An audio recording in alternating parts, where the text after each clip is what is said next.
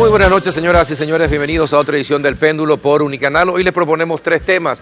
Uno es muy importante y tiene que ver con la verificación de datos en la era digital. Hoy estamos más comunicados y controlados que nunca antes en la vida de la humanidad. Y muchas noticias que recibimos son verdades y muchas son falsas. ¿Cómo podemos distinguir unas de otras?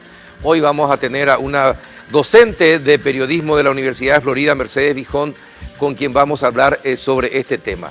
El segundo, tenemos que preocuparnos por los ejercicios militares que realiza Bolivia en su país, demostrando todo el arsenal que tiene.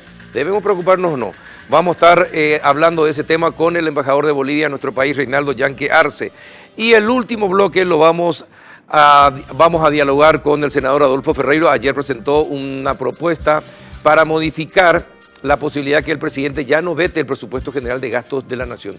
¿Es lo correcto? ¿No es lo correcto? Ya hay polémica al respecto. Él va a estar con nosotros y también vamos a hablar con él, aunque sea un ratito, sobre la bestialización de la política. Esto referido al ingreso de mucha gente de la farándula para las candidaturas al Senado y a la Cámara de Diputados. Después de la pausa, ya estamos con la docente de la Universidad de Florida.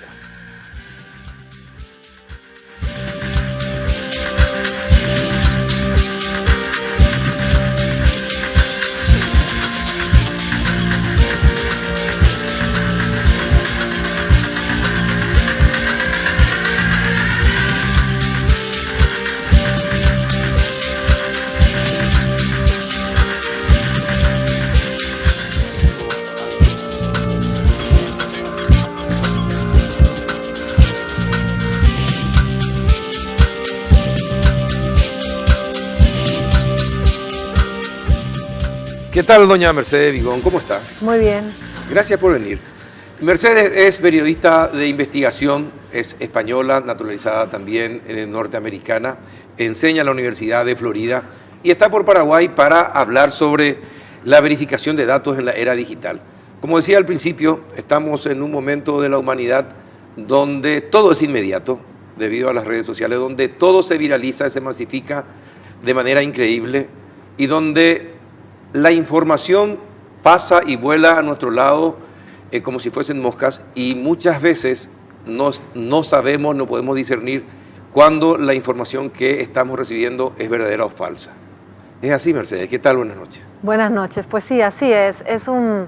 Digamos que la información falsa se ha manejado siempre y siempre ha existido, pero en estos momentos, con esta apertura que nos ha dado el Internet, tenemos una inundación de informaciones falsas. Después tenemos un fenómeno que se llama el fenómeno de los fake news, que son ya no solo informaciones incorrectas, sino son informaciones especialmente diseñadas, sí,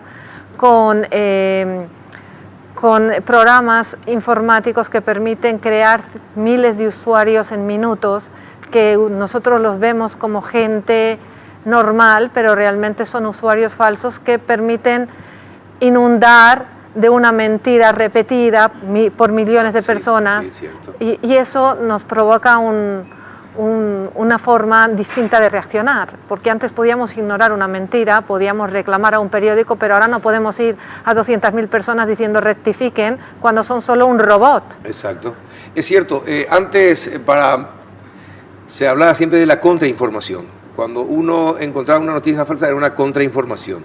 Uno ya estaba preparado y generalmente se divulgaba a través de los periódicos o de las radios y trataba de masificarse así, pero hoy es la inmediatez, hoy es un grave problema para determinar qué información es falsa, de dónde viene, si es un perfil falso o es verdadero. Entonces, ¿cómo uno, cuando no está acostumbrado a la tecnología, puede identificar eso? Bueno, lo primero es muy parecido como lo hacíamos siempre. ¿Quién originó la noticia? Entonces, si le mandan por WhatsApp un mensaje, lo primero sería preguntarle, esta foto, este vídeo, ¿lo tomó usted? No, me lo ha mandado fulanito. ¿Y ese fulanito quién se lo mandó? E intentar llegar al lugar donde se originó la noticia o la historia, porque si no, digamos que es como ese juego que hacíamos de pequeños, que nos pasábamos una nota de voz en voz y llega distorsionada al final. Entonces, uno de los ejercicios es eso. Otras veces nos mandan una foto de un periódico diciendo, este periódico ha dicho tal cosa.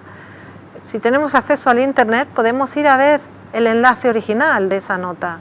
Pero si fuese un enlace original, tendría que tener una dirección de Internet. Si no tiene esa dirección, o si la fuente o si la historia no tiene una atribución, no tiene alguien que diga la historia. Entonces son pequeños detalles que nos permiten identificar si la historia es cierta o no.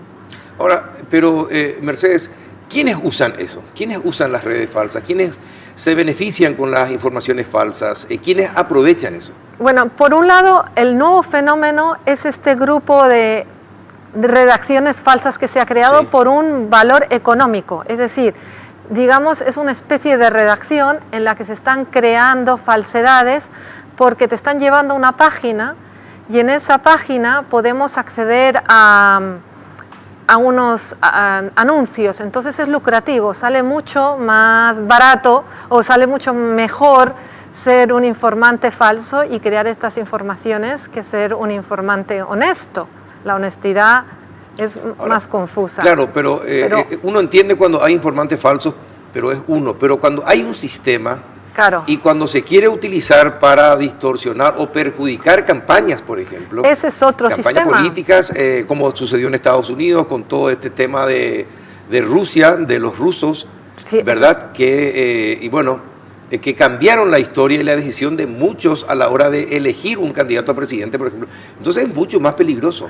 Sí, bueno, por un lado hay que reflexionar si, además de este beneficio económico, tenemos el interés de un sector que quiere favorecer a su candidato o el interés de un país que quiere, de alguna forma, intervenir en una elección. Por otro lado, tenemos el interés de una audiencia que se nos ha aburrido de vez en cuando con las noticias y ha decidido que es más interesante escuchar las mentiras. Porque, por ejemplo, en la elección en Estados Unidos, en Facebook hicieron un estudio de cómo interactuaba la audiencia con las noticias. Y entonces hay un cruce muy problemático en el que la audiencia empieza a interactuar más con lugares que se saben que son falsos, y ellos saben que son falsos porque están más cerca, es decir, al comienzo de la campaña electoral es muy larga, como ocurre aquí, entonces en los primeros meses están cada uno interactuando con el New York Times, con los centros de noticias básicos, y en otro momento se desencantaron por alguna razón y se unieron y empezaron a interactuar. ¿Qué quiero decir con eso? Decir que me gusta compartir una información, que eran de fuentes falsas, pero no por equivocación, sino porque repercutía en su línea de pensamiento. Es decir, no es que se equivocaron. Uno se adhiere a lo que cree, a lo que cree, y entonces, aunque sea falso. Aunque sea falso, porque ya he tomado mi decisión, ya sé cómo voy a votar, y entonces es como reforzar lo que yo creo. Y entonces cuando más loco es lo que dicen el otro, mira, y además dicen esto, pero esto no vale, va, lo mismo. Pero mira, lo dicen aquí también y aquí también. Y entonces fue un fenómeno que usted dice que hace mucho daño, pero yo digo que también nos ha hecho mucho bien, porque en un momento dado el periodismo estaba perdiendo el norte en Estados Unidos. No estaba el periodista, sino la función que la perfección de periodismo estaba perdiendo el norte. Justo después de las elecciones se ha producido el mayor repunte de los últimos 10 años en los medios serios.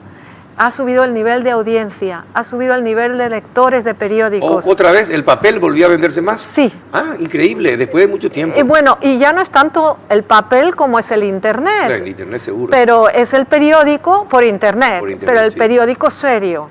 Entonces se ha producido un sentido de que la democracia, si no se cuida, incluso en los países más establecidos, se puede perder, y que hay que estar informado y que la audiencia necesita saber, y que está muy bien para divertirnos encontrar una fantasía, una mentira muy gorda, pero que a la hora de tomar decisiones necesitamos los medios y necesitamos al periodista serio y veraz. Claro, para tener una buena noción de lo que vamos a elegir. Claro. ¿Verdad? Ahora, ¿qué pasa con aquellas aplicaciones que permiten que uno pueda incluso meter una información falsa en una página verdadera? Porque hay aplicaciones, ya se comprobó, o por lo menos imitan sitios web reales, por ejemplo. Sí. Uno no sabe finalmente, esto es de Infobae, no es de Infobae, es realmente Infobae o no. ¿Cómo uno sabe? La primera regla básica es mirar la dirección, porque estas que vienen con dirección de internet, normalmente, pues ustedes la última parte de la dirección pone PY de Paraguay, de Paraguay, sí. Pues va a tener otra, no va a ser esa. Entonces ya van a poder identificar que no es la dirección original de ABC Color o de Última Hora o de cualquier. Lo primero, eso es una pista que nos dan. Entonces, y es muy fácil, si tenemos acceso a internet, de averiguar. Después, ver si es una agencia de noticias que no conocemos, intentar ver quiénes son este grupo. Entonces, empezar a hacernos estas preguntas: ¿quién está mandando la información? Y buscar en su definición, en sobre nosotros o algo así, qué es lo que dicen de ellos.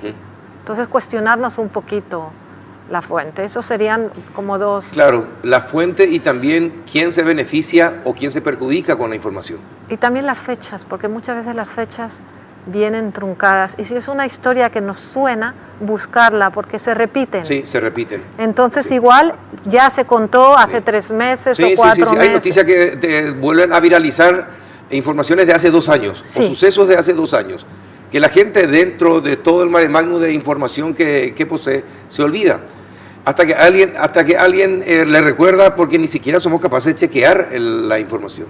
Y después, si es un mensaje de Twitter, mirar los mensajes anteriores que han mandado las personas. Es muy fácil identificar a estos robots, estos usuarios falsos, porque normalmente empiezan vendiendo cosas. ¿Ah, sí? Sí, entonces... ¿Cómo qué, por ejemplo? A ver, ponga un ejemplo. Pues aparece su primer mensaje, es un anuncio de Viagra. Entonces, un segundo, pero este señor estaba opinando como un experto sobre las elecciones y sobre la corrupción. ¿Cómo puede estar vendiendo Viagra en un momento dado? Entonces, enseguida se descubre que no hay como una forma lógica de comportamiento, claro. Y entonces ahí los descubres, porque los usan para distintas cosas una vez creados. Entonces, hoy es para atacar esta campaña, mañana es para tal cosa, pasado. Entonces, eso es una forma de mirar. También ver la biografía, porque muchas veces en la biografía dice, esto es un humor, o tengo 2 cuentas, como el hermano del presidente de Colombia, Samper, que es un periodista muy reconocido y tiene una cuenta de humor y una cuenta seria. Exacto. Entonces, a ver si es que hemos caído en la sátira, y lo que estamos viendo es una broma. También. Ahora, ¿cuál es la diferencia entre un netbot y un troll? El troll es un grupo organizado que ataca a una persona. Es decir, son muchos. Entonces, si van contra ti, te amargan la vida. Pues, por ejemplo... Sí, totalmente. Te atacan en todos los medios sociales que tienen, hacen una búsqueda de toda la información y unen una mentira. Pero básicamente te dicen, sabemos dónde está su hijo, sabemos dónde va a la escuela, le vamos a atacar.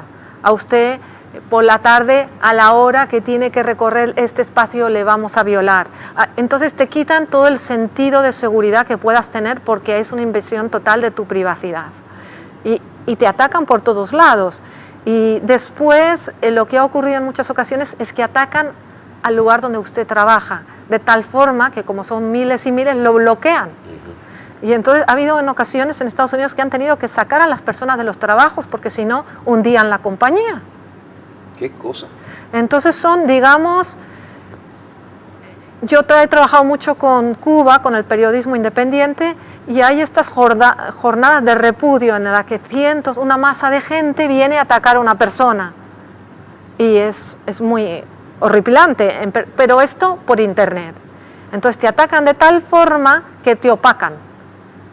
Y es muy desagradable. Entonces mucha gente cuelga los medios por una temporada. Y me imagino que también muchos periodistas sufrirán ese acoso, ¿no? ¿O no? Hay una periodista investigativa mexicana, Aristegui, emblemática. Sí.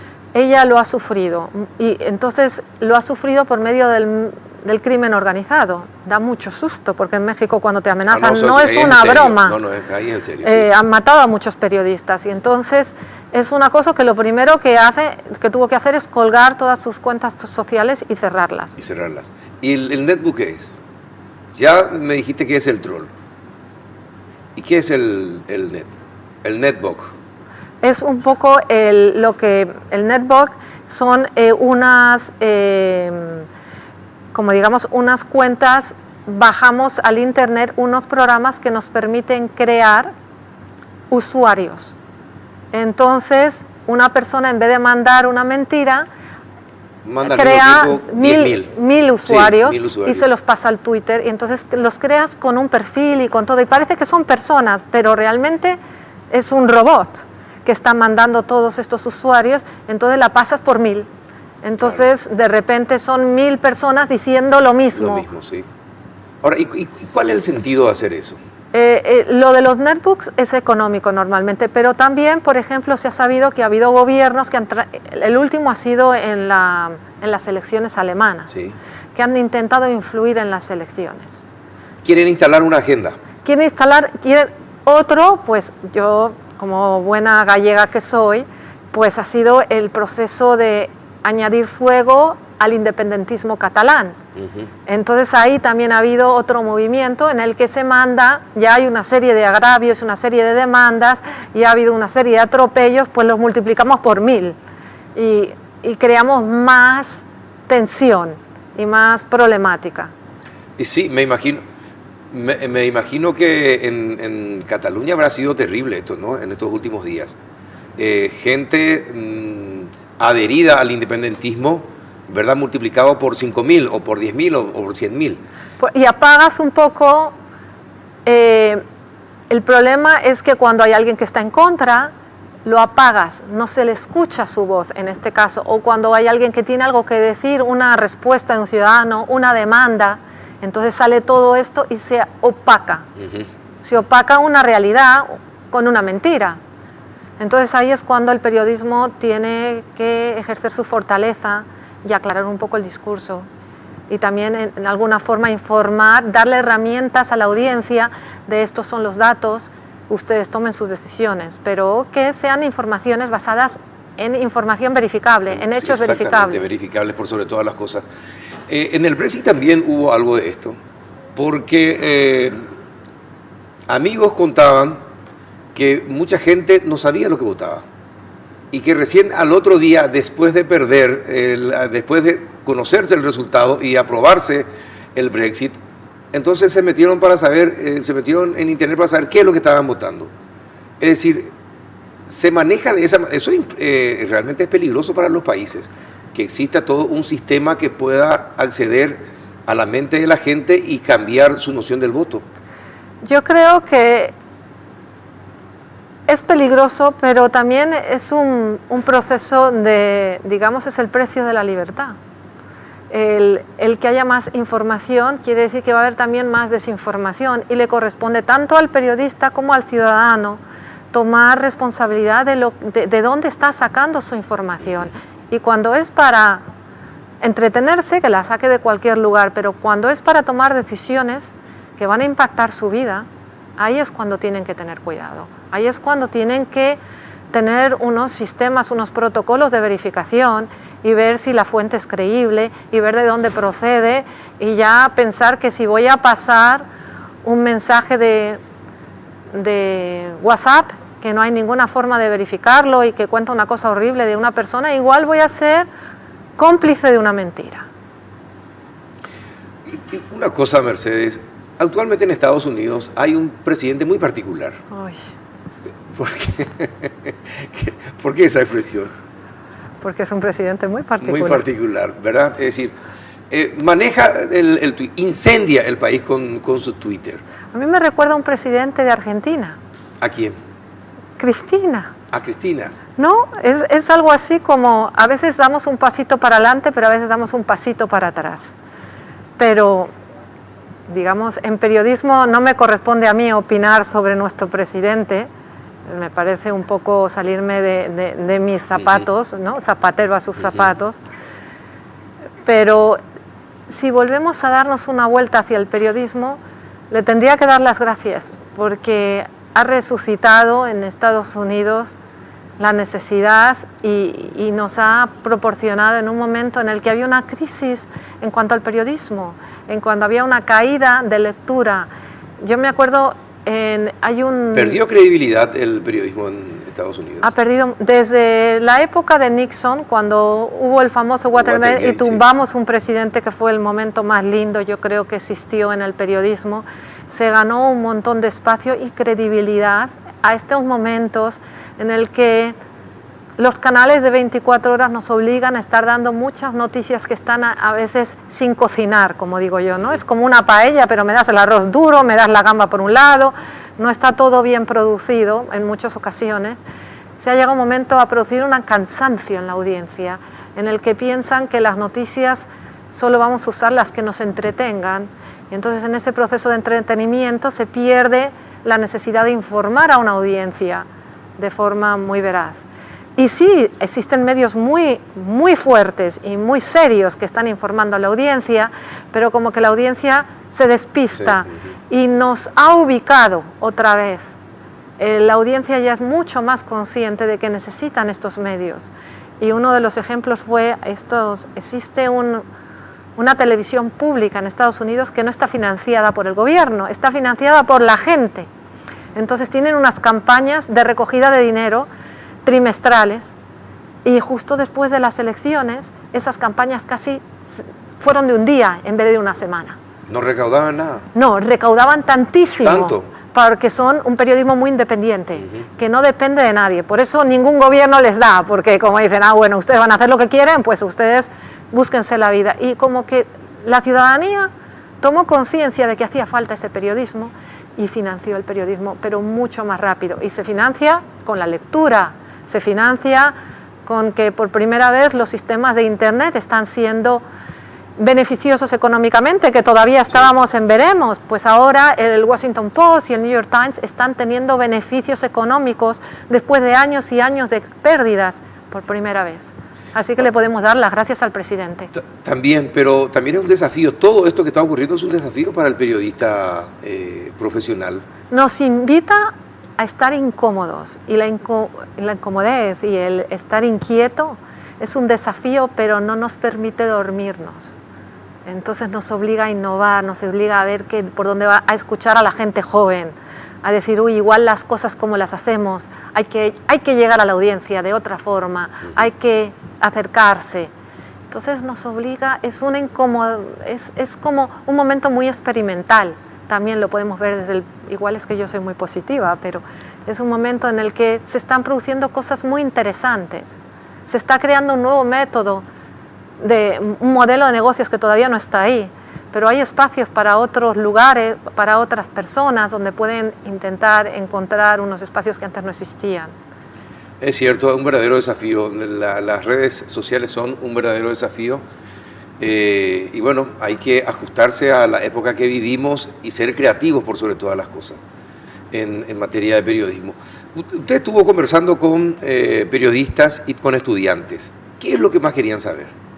Están preocupados en cómo saber qué información es válida, cómo podemos identificar, muy conscientes de cómo diferenciarse, no nos van a confundir a nosotros con las noticias fabricadas, ¿no? Por una cosa es una incorrección y una noticia fabricada, ¿no? Entonces, ese proceso de diferenciación y ese proceso de identificación, que no queremos ser los promotores de una mentira sin intención, sin querer, y tampoco queremos que nos confundan con la mentira generalizada.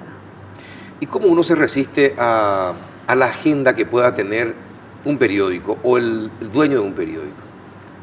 Creo que en esa discusión también está el famoso responsabilidad e independencia personal, ¿no? Sí. Una ética, como digo, la ética llega un momento que la llevas puesta, nadie te la enseña. Entonces, hay historias que siempre hay que tener en candelera, que son las historias que crees que importan a tu audiencia, y siempre buscar oportunidad para sacarlas, ¿no? Y si no te permiten sacar esa historia y crees que tiene que salir, en todos los medios siempre ha habido un amigo que diga, mira, esta historia, pásala tú por allá, porque es importante que se sepa este reclamo de esta persona, es importante que se sepa este problema. Entonces, en sociedades cerradas muchas veces ha tenido que ser un extranjero que saca esa historia para que después nosotros tengamos la libertad de poder volver a contarla. Exactamente, sí. Bueno, una buena estrategia, esa de tener siempre un amigo que si no permite que uno en el medio lo pueda hacer, lo saquen en otro medio. Que no se quede, porque tienes que vivir contigo mismo. Sí, es cierto, es cierto. ¿A usted le pasó alguna vez algo así? Yo vengo de un periódico que tenía una línea editorial muy seria y muy fuerte. Y había listas negras de gente con las que no se podía... ¿Hacer entrevistas? No se podía hablar. ¿No se podía hablar? ¿No? Y entonces eso era un proceso muy, muy importante. Entonces el problema cuando estás ¿Y cómo hizo para evitar, para que no le impongan esas prohibiciones? ¿Cómo hizo? Yo era una periodista muy joven en ese entonces, ese fue mi escuelita, porque una cosa, no sé si ocurre aquí, no es como en Estados Unidos, que cuando estás en la universidad no aprendes mucho de periodismo. Yo tuve una profesora que había sido reportera, todo el resto eran profesores teóricos. Sí. Entonces cuando entré al periódico era cuando empecé a aprender periodismo. Entonces al principio intentas absorber todas esas políticas y esas reglas y no te cuestionas nada. Entonces digamos que fue un proceso de madurez. No te puedes poner a cuestionar si eso es lo que tengo que hacer o no. Yo lo que quiero es sobrevivir en el periódico, que hay 300 personas detrás que quieren mi trabajo. Y ya cuando te estableces un poco y cuando maduras es cuando empiezas a plantearte eso. Y a mí me ocurrió en Estados Unidos. Mis primeras peleas fueron cuando empezaron a hablarme del perro guardián de la sociedad y de la importancia que tenía para la democracia el periodista. Yo decía, pero si tenemos que sobrevivir en la redacción, déjenme en paz y que me paguen mi salario. Y poco a poco te vas dando cuenta de que sí se pueden hacer cosas, que sí existe una capacidad de independencia a pesar de todas las trabas, que muchas veces es que tú vayas haciendo tu historia y que a medida que la hagas te vas ganando respeto y a medida que te vas ganando ese respeto se te van abriendo pasos y puertas. El problema es cuando queremos cambiar toda la sociedad de golpe y entonces no salimos de la cama y llamamos de enfermedad, nos encontramos fatal con una depresión. Es nuestra historia. Perfecto. Mercedes, muchísimas gracias por compartir tu experiencia con nosotros. Me siento muy identificado a mucho de lo que contás. Bueno, me encanta tenerte y ojalá que no sea la primera ni la última vez que vengas por Paraguay para volver a charlar. Muchas gracias por la oportunidad. Vamos a una breve pausa. A la vuelta, ¿tenemos razón para preocuparnos por los ejercicios militares de Bolivia? Ya volvemos.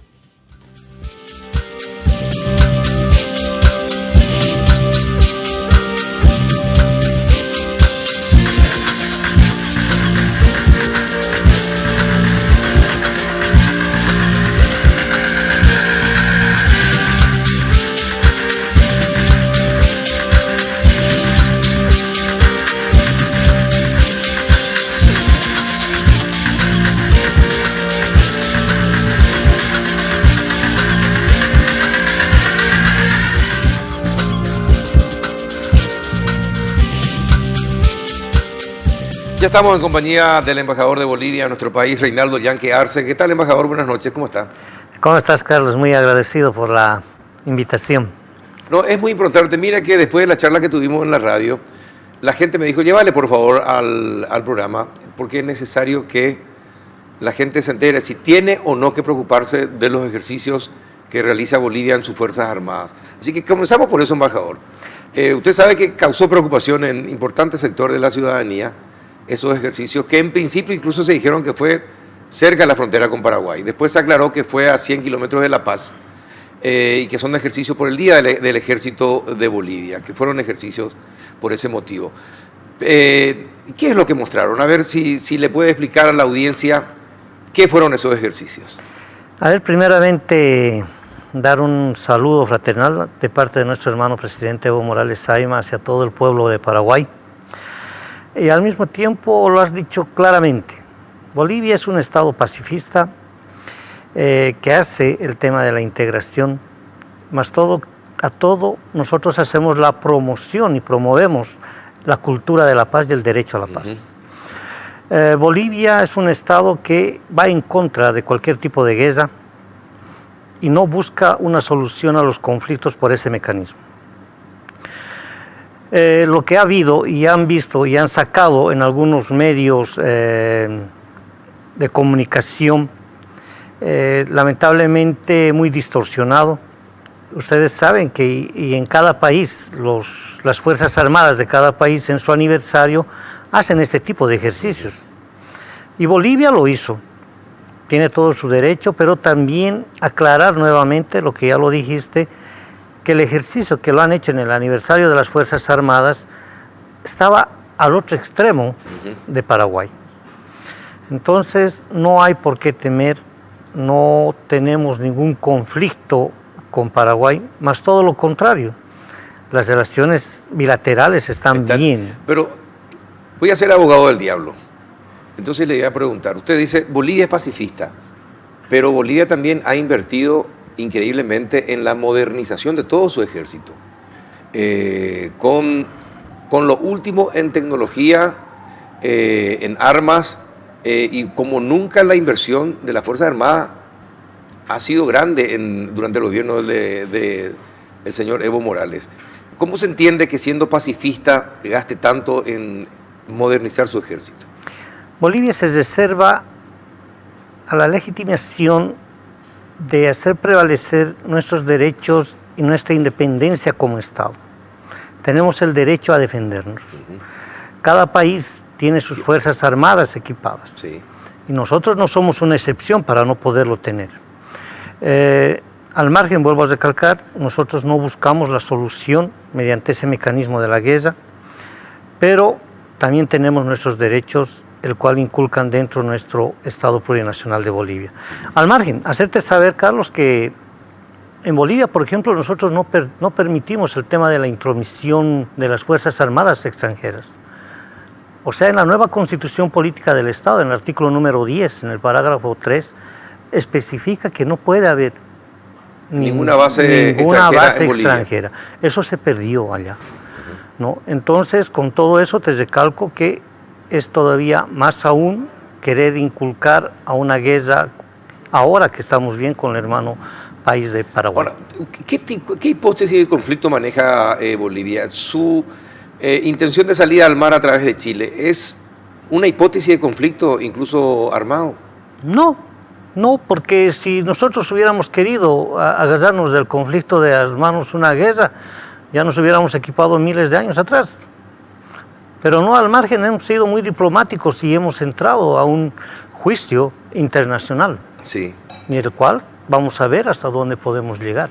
Ahora mismo hemos podido notar que muchas personas de Chile mismo, autoridades, exautoridades, representantes, artistas, apoyan a que Bolivia pueda tener nuevamente su soberanía con una salida al mar. No debemos perdernos que Paraguay y Bolivia estamos en lo mismo. Sí, somos enclaustrados, sí, y no tenemos una salida al mar. Pero eso no quiere decir que no tengamos nuestras potencialidades naturales.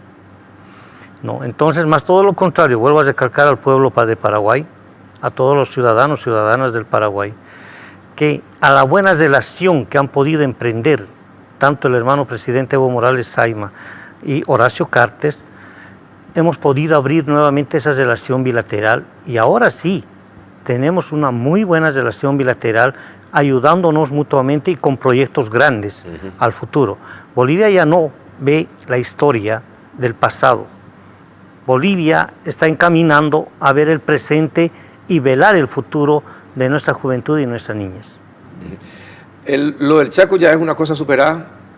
Lo del Chaco es una historia, una amarga historia, pero eso que no nos lleve a volvernos a separar, más todo lo contrario, eso que nos vuelva a fortalecer y vuelva a unirnos.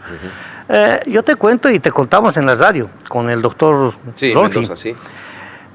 A mí me invitaron, llegaron bolivianos a Boquerón, fue una integración muy bonita porque han armado un grupo de WhatsApp, pero era muy bonito lo que ellos han vivido allá. Han dormido en el campo, han vivido, han comido de un mismo plato, sí, se han servido un rico asado y han visitado todo el tren turístico y las potencialidades que tiene, no simplemente en Boquerón, que es Paraguay, sino también han visitado Villamontes.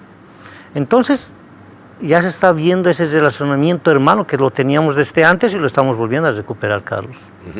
Entonces, en definitiva, embajador, no tenemos por qué preocuparnos por los ejercicios militares en Bolivia. No, más bien lo que debemos preocuparnos es ahora podernos integrar mucho más. Esa es ahora nuestra preocupación. ¿Y qué se está haciendo para esa integración? Para olvidar las guerras e integrarnos, como usted dice, para el desarrollo de nuestros pueblos.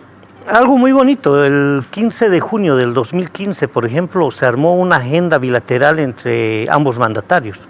Sí. Y está el tema de salud, el tema de educación, el tema del narcotráfico y muchos otros temas más. Pero hay un tema que resalta y ya lo hemos emprendido, es por ejemplo el tema del gas.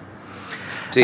Bolivia está colocando y está invirtiendo ya sus buenos oficios para traer gas aquí al Paraguay. Lo estamos trayendo, son más de 100 toneladas aproximadamente que ya ha ingresado el gas a Paraguay. Rebaja el monte económico. Doméstico. Correcto, Sí. rebaja el monte económico al ciudadano del Paraguay y yo creo que aún eso tiene que seguir creciendo. Otro relacionamiento grande, y estábamos por contarlo, es una novedad. Mañana se hace la licitación de la urea por yacimientos petrolíferos fiscales bolivianos, allá en Bolivia, para el país del Paraguay. ¿Y la urea para qué sirve? Es un fertilizante que va a ayudar y va a potencializar las tierras del Paraguay en el tema de la soja, que son muy buenos productores ustedes. Entonces, hay una variedad ecológica que se puede sacar de buen beneficio con el tema de la urea. Al margen, esto último, hemos tenido una reunión, por ejemplo, con el intendente de Villa Ayes.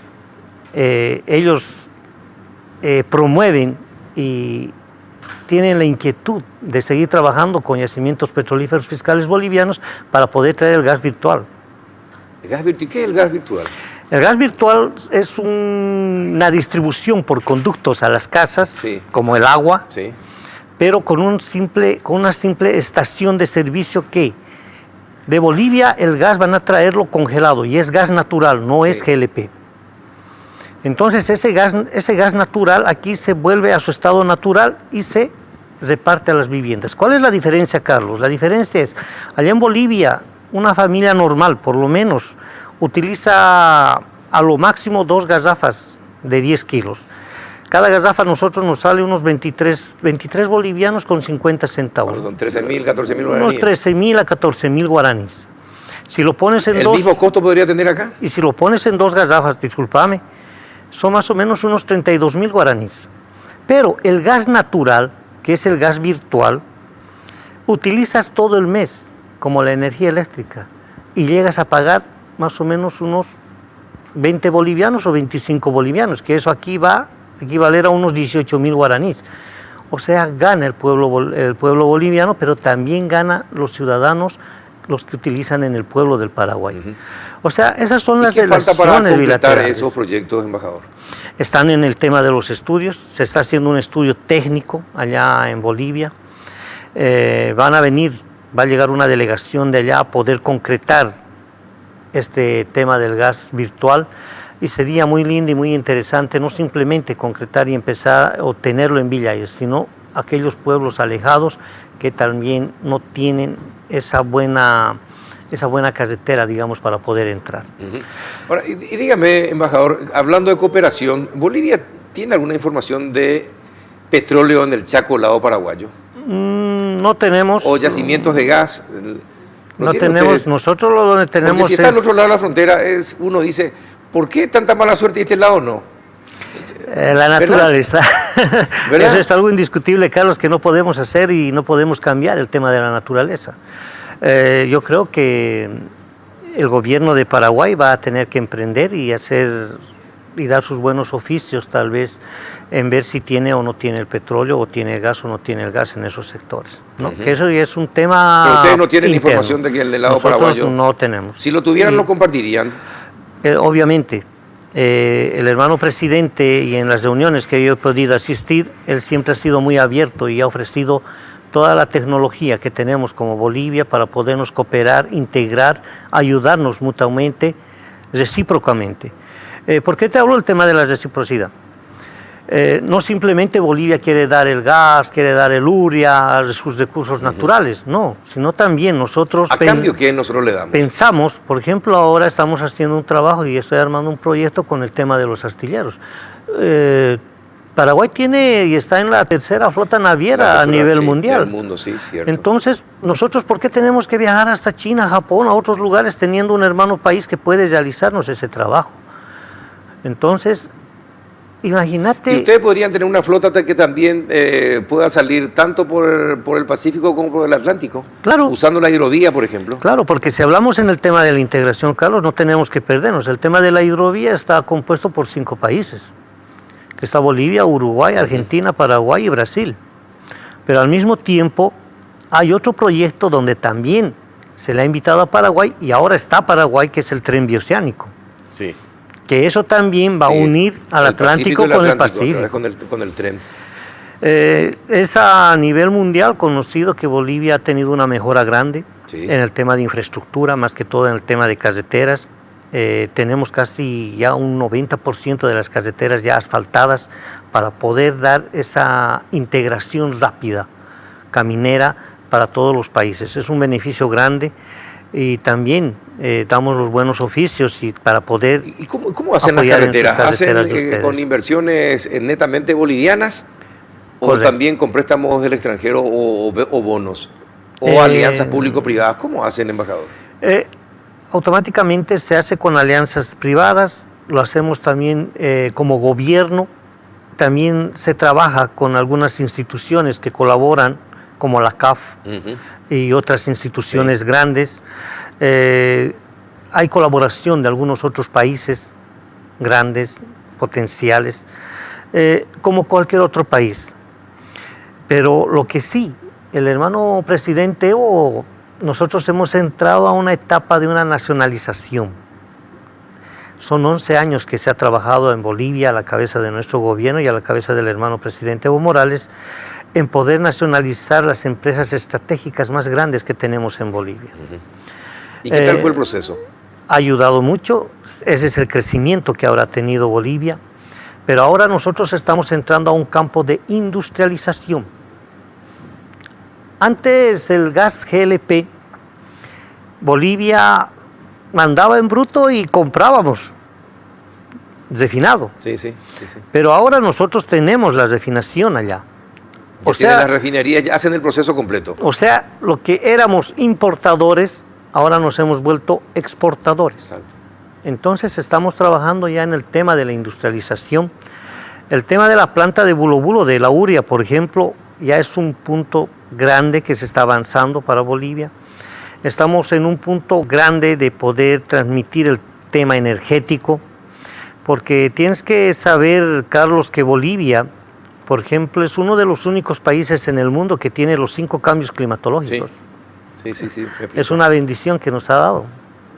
Entonces, al mismo tiempo tenemos mucha riqueza mineral, mucha riqueza natural, mucha riqueza vegetativa, pero también lo tiene nuestro hermano vecino del Paraguay. Ahora, embajador, ¿y ya hablaron con los armadores paraguayos?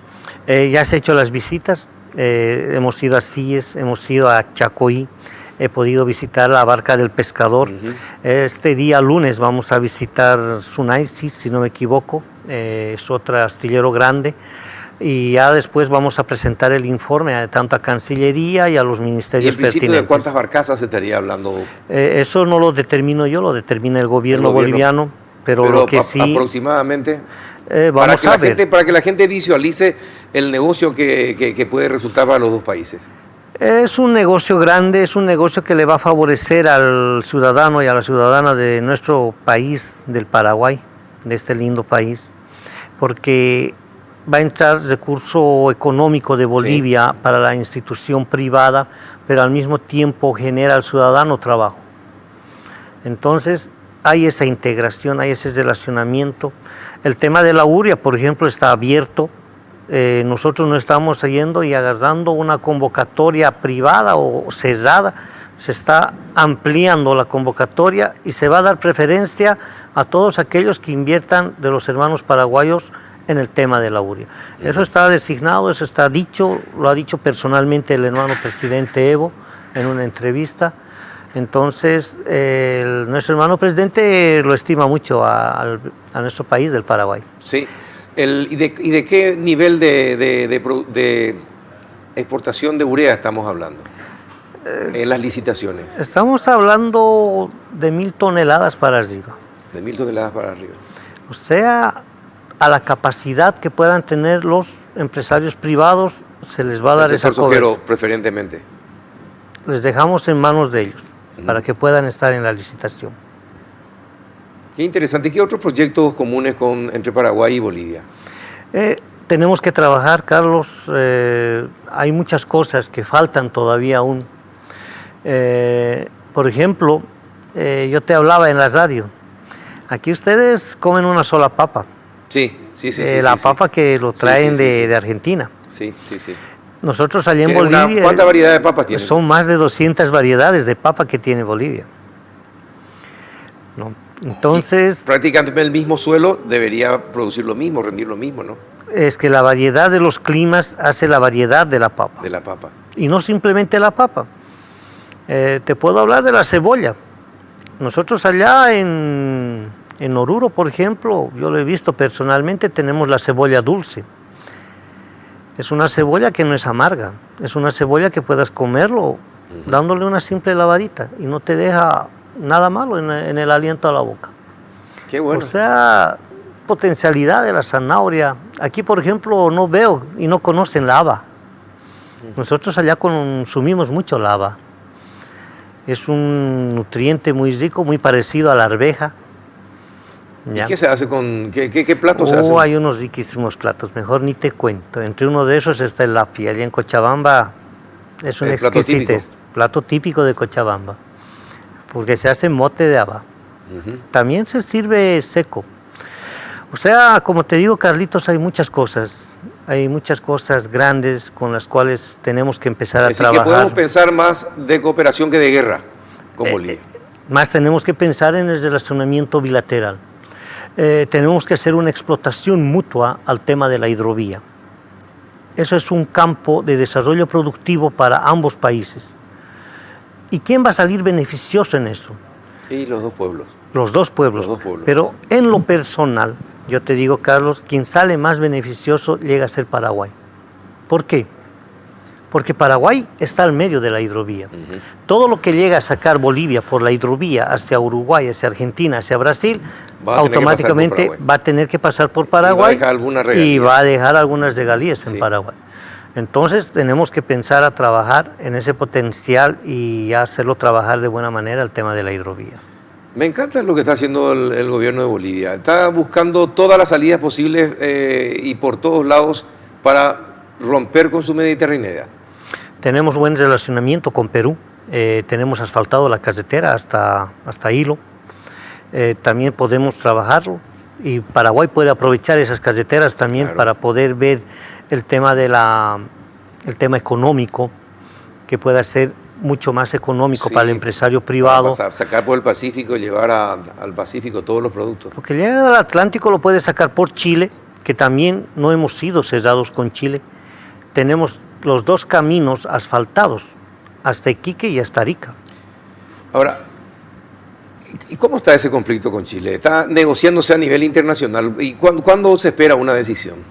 Eso tiene sus plazos, estamos esperando a que finalicen sus plazos. Nosotros somos muy pacientes, muy educados, muy respetuosos y nosotros vamos con mucho cuidado y el respeto a cada estado. Sí. ¿No? Entonces estamos esperando que cumplan su función jurídica la Corte de la Haya y lo que determine nosotros vamos a acatar. No, le preguntaba esto, embajador, porque también se comentó que en realidad no era para que Paraguay vea los ejercicios, sino que era para los chilenos. Eso es lo malo y yo llamo a la reflexión a todos los ciudadanos, tanto de Paraguay y de Bolivia. Usar las redes sociales es positivo, pero hay que saberlo usar en un buen beneficio. Estábamos hablando del bloque anterior de ese mismo tema. Porque si vas a sacar o a divulgar cualquier tema que perjudique, por ejemplo, esta relación bilateral, no es que haces daño a una persona o a un gobierno, lo haces daño a un estado, a un país, no haces daño a un grupo de personas, haces daño a miles de personas. Entonces yo creo que esas personas tienen que ser un poco más responsables para poder saber subir algo a su Facebook, a su WhatsApp o a sus correos, sí, a su Twitter, y deben tener un poco de cuidado. Yo sinceramente alarmante por la noticia que han sacado. ¿Habló con la Cancillería sobre este tema? Hemos hablado, he dado parte a la Cancillería, hemos hablado con el canciller. ¿Le preguntaron algo, embajador? Y el canciller me dijo, y por eso yo estoy aquí, nosotros no podemos salir sin autorización de Cancillería. El tema de la diplomacia nosotros tratamos de manejarlo de la manera más responsable, más sencilla, más humilde, como nos ha enseñado nuestro hermano presidente. La instrucción de nuestro hermano presidente hacia todos los diplomáticos es ir a trabajar y no ir a hacernos conflictos. Y es por eso que ahora vengo a aclarar, Carlos, en este programa, y te doy, las gracias por haberme invitado, esclarecer que Bolivia es un estado pacifista. Bolivia no entra al enfrentamiento de la guerra, y mucho peor con nuestro hermano vecino del Paraguay, que ahora las relaciones están bien. Entonces tenemos que tener la calma, y más todo lo contrario, las puertas de la embajada están abiertas para todos los ciudadanos del Paraguay. ¿Pero alguien de la Cancillería paraguaya no se puso en contacto con usted? No. ¿Nadie? No, nadie se colocó en contacto con nosotros. ¿Ni tampoco de las Fuerzas Armadas, nadie? De las Fuerzas Armadas, tal vez hacia el tema de nuestros agregados militares, creo que solicitaron que se pueda aclarar. Nuestro coronel agregado de las Fuerzas Armadas ha ido y ha aclarado que era un ejercicio interno de Bolivia, y ya creo eso ha sido aclarado, ¿no? ¿En serio? ¿Y se fue a la fuerza a hablar con el comandante de las fuerzas militares? Si no me equivoco, ha hecho esa representación. Mire usted, mire todas las cosas que estamos sabiendo, embajador. ¿Cómo estima usted, cómo es hoy la relación Paraguay-Bolivia? ¿Óptima, buena, excelente, sobresaliente? ¿Qué calificación? Si le pudiera poner una calificación, ¿qué le pondría? Pero esa a simple vista, Carlos. Los dos países han desarrollado con este gobierno, tanto de Paraguay como tanto el gobierno de Bolivia. Estamos ahí, casi a par. Hemos mejorado en el tema de la pobreza. En el tema de la economía. La pobreza extrema en Bolivia se está ya casi culminando. El tema de la economía ha mejorado mucho. El tema del hábitat hacia muchas personas ha podido mejorar. Yo a ratos veo, cuando nosotros estábamos empezando ese crecimiento allá en Bolivia, a la cabeza de nuestro hermano presidente, el tema de las viviendas, por ejemplo, y yo estoy viendo que aquí también se está haciendo la misma entrega. El tema de infraestructuras, Paraguay está creciendo, tiene sus potencialidades, no podemos decir que no tiene sus potencialidades, no. Pero lo que nos está haciendo falta y lo que tenemos que trabajar, y no me canso de volver a recalcar, es que tenemos que integrarnos más, tenemos que interculturalizarnos más. Tenemos que crear polos de desarrollo productivo. Sí, generar confianza, embajador, generar confianza. La confianza ya lo hemos generado, y lo han generado nuestros dos mandatarios. Ahora simplemente es empujar a que esto pueda crecer más en un beneficio mutuo. Ojalá sea así. Embajador, muchísimas gracias por compartir el espacio, por haber aceptado la invitación, aclarar, para distender un poquitito los ánimos en algunos sectores que al parecer subieron de tensión. Y bueno, le agradezco que haya aceptado estar con nosotros y compartido este espacio. No, cuando gustes, Carlos, vuelvo a recalcar para todos los ciudadanos de aquí de esta querida patria, que a mí me ha acogido muy lindo, y a mi familia, agradecerles siempre que por esa calidez que tiene, esa calidez humana, el ciudadano paraguayo, tiene ese don. Y ese don es el que hay que aprovecharlo para poder crecer como hermanos pueblos. Yo agradecerte de antemano, querido Carlos, y me pongo a tu disposición. Perfecto. Para cuando ustedes quieran invitarnos o quieran esclarecer cualquier tema o quieran alguna información de Bolivia. No tenemos nosotros ningún inconveniente en poder darlo, y más bien... El de la licitación de la urea, prepárese para informarnos entonces, embajador. Eso lo vamos a preparar. No hay problema. Muchas gracias por haber venido. A la vuelta de la pausa con el senador Adolfo Ferreiro. Ya regresamos.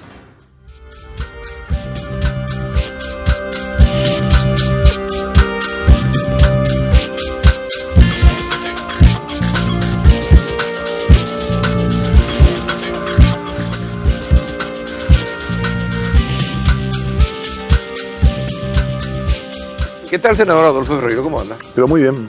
Le gusta hablar de los nietos, ¿no? Sí, estamos hablando. Comentando la hazaña de los nietos. Sí. Bueno, ¿qué es lo que pasó? ¿Tiene razón o no tiene razón con el veto? Porque mire que hoy hablamos con, Hoy con muchos abogados y la mayoría discrepan con su posición. Sí, me di cuenta de eso porque la mayoría de los casos fueron reacciones inmediatas y sin tener tiempo de analizar la complejidad del tema, ¿verdad? Pues no por el hecho de ser abogado uno no está obligado a saber todos los detalles de la ley, y menos en cuestiones como estas sobre las cuales uno a lo mejor pasa toda su vida profesional y nunca se ocupa de ellas, ¿verdad? Uh-huh. Pero yo tengo la convicción de que y además la convicción dentro de una visión doctrinaria y teórica, ¿verdad?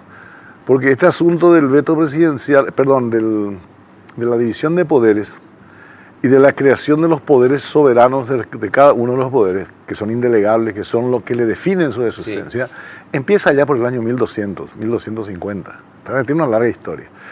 Y tenemos que simplemente recordar que la palabra soberano viene de la época en que había el rey soberano, el rey absoluto, que tenía todo el poder, toda la propiedad. Concentraba todo el poder en Y eso era la soberanía, la atribución del soberano. Después, con el proceso de republicano y de constitucionalización, se dividen los poderes y se empiezan a ir ciertos poderes soberanos a los nuevos poderes. Por ejemplo, dictar justicia, sentencia, etcétera, se va al Poder Judicial.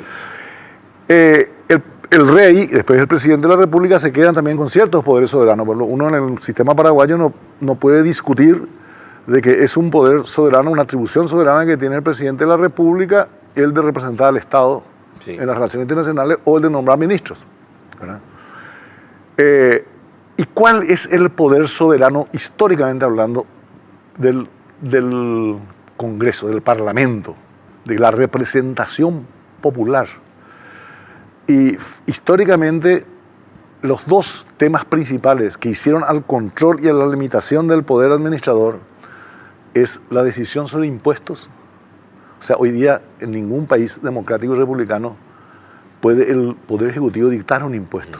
Lo tiene que decir el Parlamento. El pueblo dice, estamos dispuestos a pagarte, señor presidente, esto. No lo que a vos se te ocurra.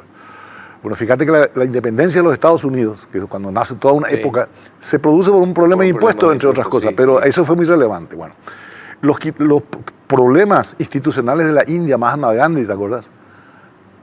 También es la rebelión contra un sistema impositivo. La historia del Río de la Plata es un problema de impuestos, ¿verdad? El paso de la colonia a la república llevó varios pasos de grandes reformas impositivas. Las relaciones del Paraguay con el Río de la Plata tenían problemas impositivos. Bueno, y aterricemos en su proyecto. Bueno, y entonces, ¿qué ocurre? Y eso, entonces, el de los impuestos es una cosa y el del presupuesto es la otra. El presupuesto es una atribución soberana del Congreso, es decir, del pueblo y sus representantes. Bueno, la Constitución que tenemos... Pero el Congreso elabora el presupuesto. No. El Congreso sanciona el presupuesto en base a un proyecto que le envía el Poder Administrador. Exacto. Correcto, porque también hay una racionalidad en todo esto, ¿verdad? El Poder Administrador le dice, quiero gastar esto en la conducción del Estado. Sí, sí. Y el Congreso le dice, sí, no, le quita o le pone, ¿verdad? Y establece prioridades. ¿Por qué en algunos países él le dice sí o no? No le quita ni le pone. Son modalidades de que hay después. Pero ¿y por qué se hacen eso? ¿Por el exceso? Porque se mete en el presupuesto también el Parlamento. Hay que entender también que cuando estas cuestiones comienzan históricamente, la complejidad de los estados y la sociedad era muy pequeña, era muy reducida.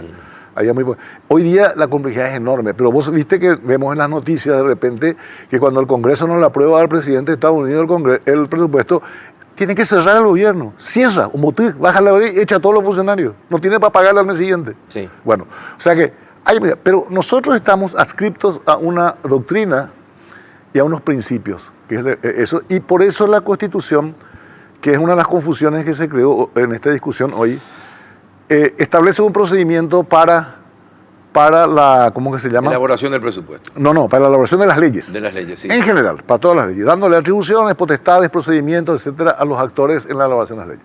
Pero para el presupuesto tiene todo un articulado especial, sí, absolutamente diferente, que impone limitaciones, plazos, obligaciones y consecuencias. Y entre esas, y si ves cómo funciona todo el sistema, no permite el veto. Entonces, ¿qué se hizo en la ley esta 1335, en el artículo 19? Se dijo, porque hay dos causales, solamente dos, por las cuales entra a regir el presupuesto anterior. que ya sabemos. Porque el presidente no presenta el proyecto o porque el Congreso lo rechaza. Sí, o no lo aprobó a tiempo. ¿Quién? ¿Y el Congreso? No, si no lo aprueba a tiempo, se convierte el presupuesto en ley que presentó el presidente. Tienen que rechazar el proyecto. Tienen que decir, se le rechaza su proyecto. El haraganería no aprobé nomás, tiene como sanción el que se queda sancionado el proyecto. Bueno, de una sanción ficta. Entonces, y la consecuencia, el castigo, la pena, la solución que da, bueno, se puede vivir sin presupuesto, es que da vigente el presupuesto anterior. En la ley 1035 se dijo que la vigencia del presupuesto, copiaron eso y le agregaron en caso de veto. Y el veto no está previsto en la Constitución, porque es una ley especial, es una norma especial. Ahora, pero... Y si vos lees los diarios de sesiones... Pero el problema es que la discusión viene cuando es una ley. Y la ley y la Constitución establece que el presidente puede vetar la ley. No, pero eso es para la ley general. Hay un principio... No, pero eso no dice, pues, la Constitución. No. Hay normas de interpretación. Yo no puedo decir, la Constitución dice los ciudadanos paraguayos serán libres, y digo, no. Ahora vamos a dejarle a la Corte que decida ya, entonces... Es que ahí está, pues, el mecanismo, hay un mecanismos previstos, sí, que son, básicamente, que cuando hay un conflicto institucional sobre la interpretación de la Constitución, tiene que ser atacado la inconstitucionalidad ante la Corte. Ante la Corte. El problema es que la Corte nunca decide. Bueno, el problema es que estamos en un régimen muy deteriorado desde el punto de vista institucional. Pero no podemos nosotros deteriorarlo más para solucionar el deterioro. ¿Y tu proyecto no está deteriorando más? No. Mi proyecto deja la cosa donde estaba el día que se hizo la Constitución.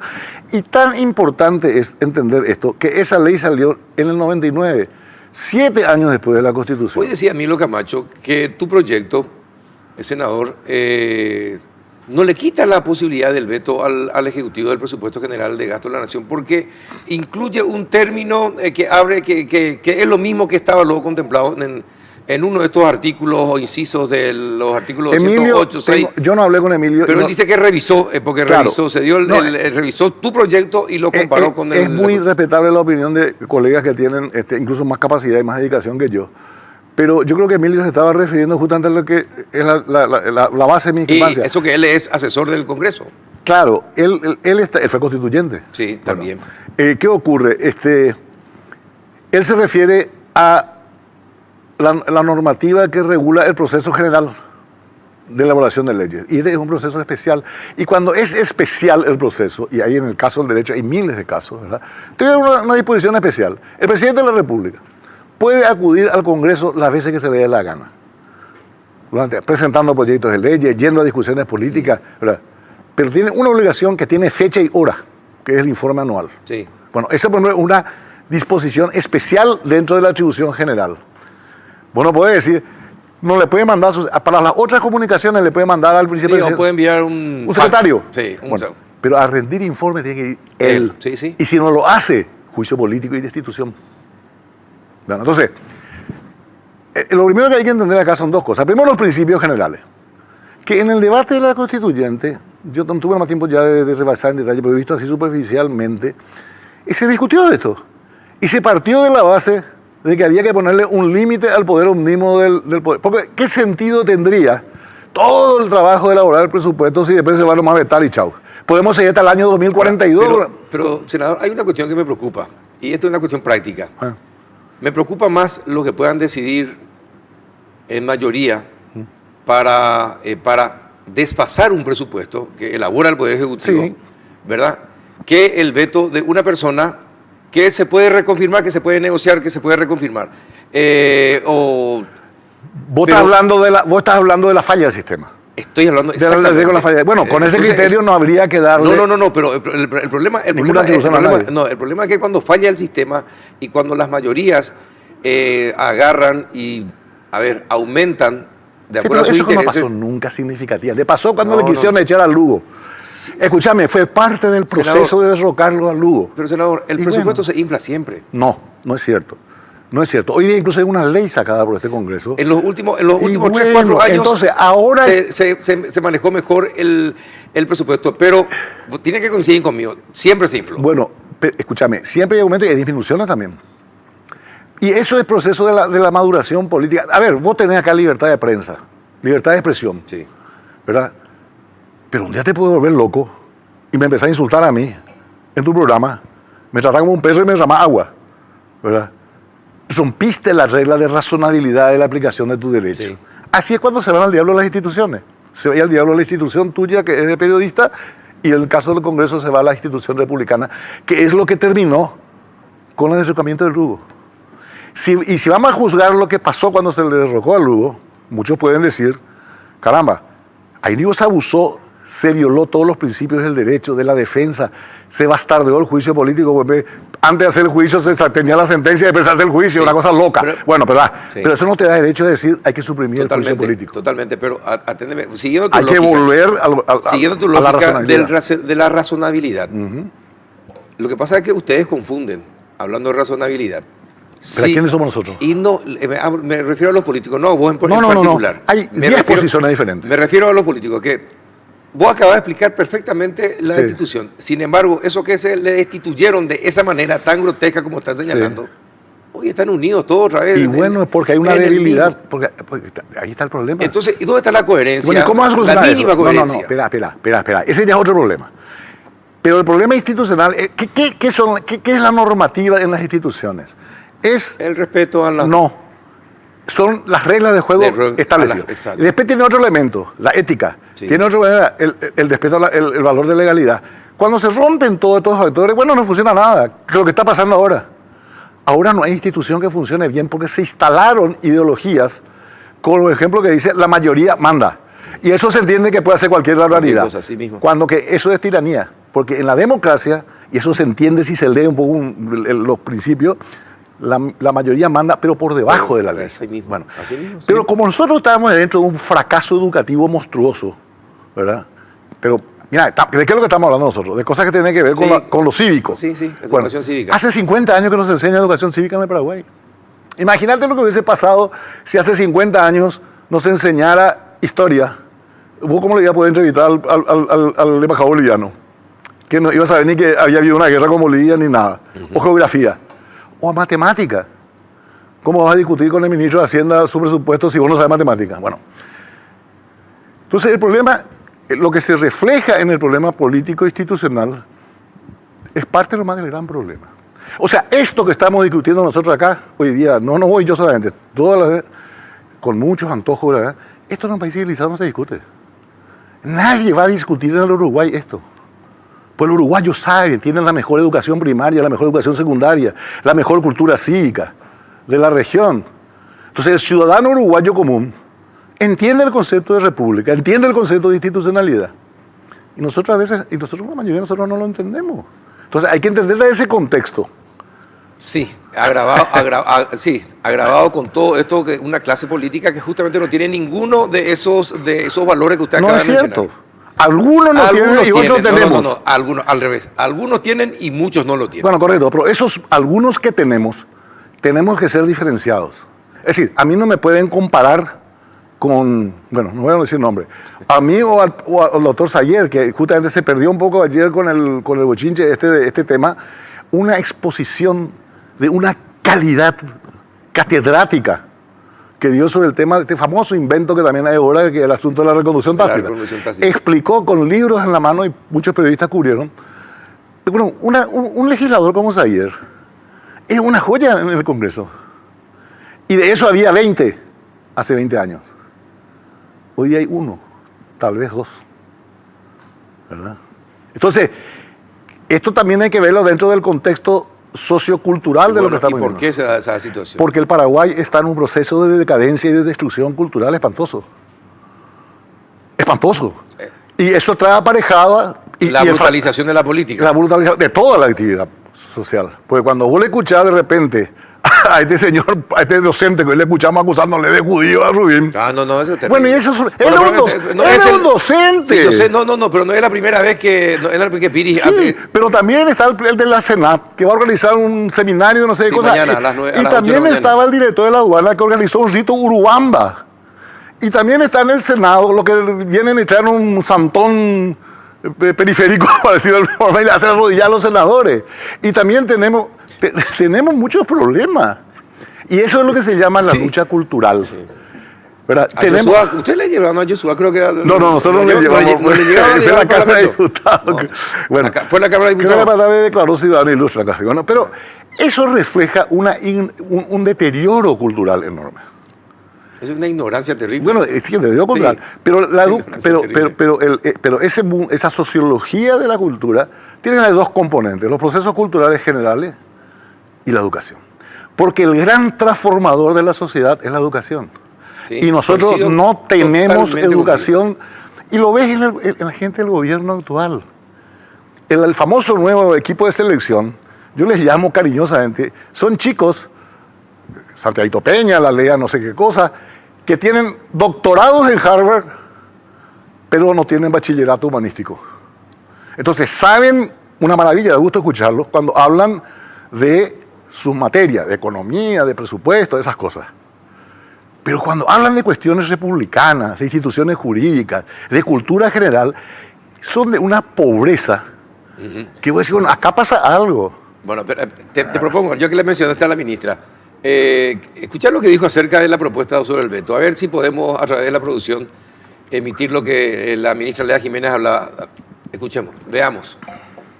Tras la aprobación en la Cámara de Senadores de un proyecto de ley que elimina la atribución al Poder Ejecutivo para que vete el presupuesto general de la Nación, la ministra Lea Jiménez indicó que se trata de una ley inconstitucional, en donde se quiere dejar que el Ejecutivo tiene decisión unilateral, lo que no se da. Dijo además que si esto prospera, se tendría un caos financiero y presupuestario en el país. Eso lo que significa es indirectamente, es una inconstitucionalidad indirecta, ¿verdad? De eso estamos hablando.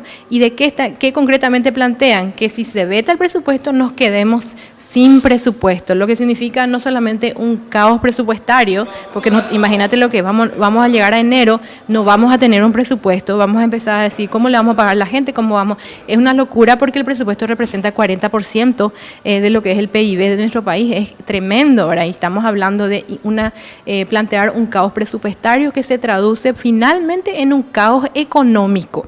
Por su parte, el abogado constitucionalista Granada Salaverry calificó la acción de los senadores como una piratería constitucional, ya que lo que se pretende es cercenar una atribución constitucional. Indicó además que si esto se aprueba, estamos hablando de la modificación de la ley 1535 en ambas cámaras, se daría un atraco a la Constitución Nacional. El Parlamento ya muestra las garras finales de querer adueñarse del país por métodos ilícitos y están queriendo por una ley derogar un artículo de la Constitución Nacional.